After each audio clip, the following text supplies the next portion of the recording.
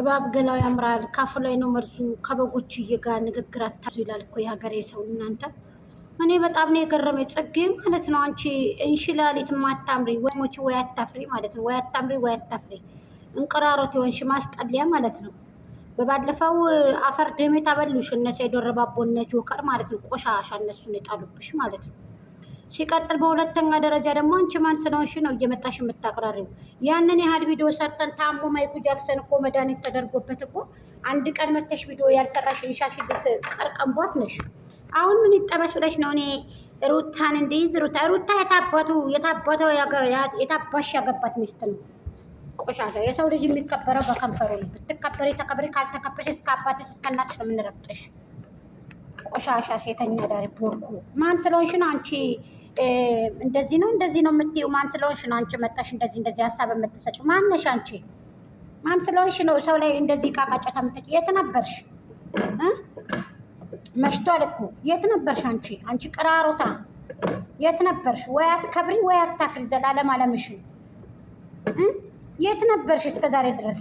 እኛ እኮ ዘራፍ እኮ ስንል እኮ ቪዲዮ ስንሰራ እኮ አሞት እኮ የመቃብር አፈር የምታጓደኘሽ እኮ የመቃብር አፈር እኮ ራይታ እኮ አንኮላሽታ በመስቀል መተት ሰርታ ተብሎ እኮ የዛ ጊዜ ሲንኮላሽ ባራ ላይ ዞኖ ሲወድቅ ሄርሜላ ፌንት በልታ እኮ ስትወድቅ አንቺ ጽንሷ ሲወድቅባት እግዚአብሔር ማርሽ ብለሻታል። አንቺ ሙጀልሳ አመዳም ዘላለም አለምሽን እዚህ ሚዲያ ላይ ጥርስ ነቀልሽ። አሁን ደግሞ ምን አባሽ ነው የምትዩ?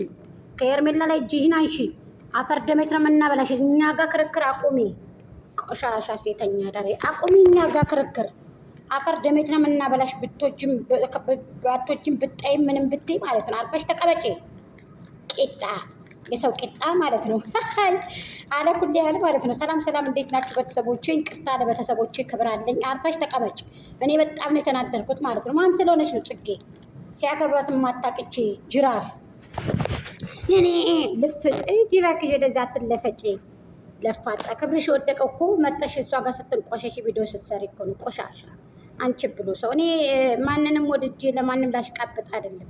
ነገር ስራሽ ስለሚያስጠላኝ ነው። ማን ስለሆንሽ ነው አንቺ?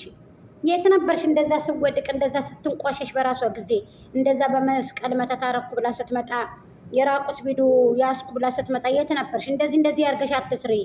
ራስሽን አትጣይ፣ አትቆሽሽ።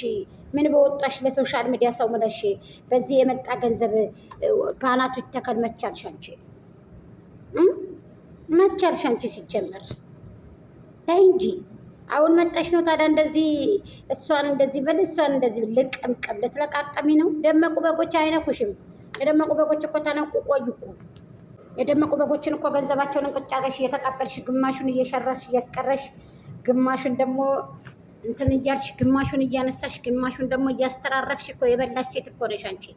እነሱ ተቃጥለው ከዚህ ማን ነው የሚባለው ከተስፋዬ ሀረርጌ ጋር ሄደው ክስ እንመስርት ብለው ከቴም አብርሃምን ጨርሰው ለአፈመሱት ማለት ነው። ተስፋዬ ሀረርጌ ቪዲዮዬን እየቆራረጣቸዋለ ተጽዕኖ ፈጣሪ ያርጉኛል አለም። ደግሞ ይሄ ብልጥ የማንዘር ጎመን ዘራ ላይ ሀገር ብስለቱ ማለት ነው። ጠንቅቀን እናውቃለን እኮ ስለ ዩቱብ ማለት ነው። ጠንቅቀን ቆርጥመን ሚዲያውን የበላን ሰዎች ነን። ርካሽ ጥጌ ርካሽ ነሽ። እናንቺንም መቀሽ በዳኒ ጊዜ ነበር። አንቺ ክብረ ቢስ ክብር የሌለሽ። እንወድሽ ነበር ሁላችንም። እኔም ወድሽ አሁን አይደለም። ቆሻሻ ድሮ ነበር።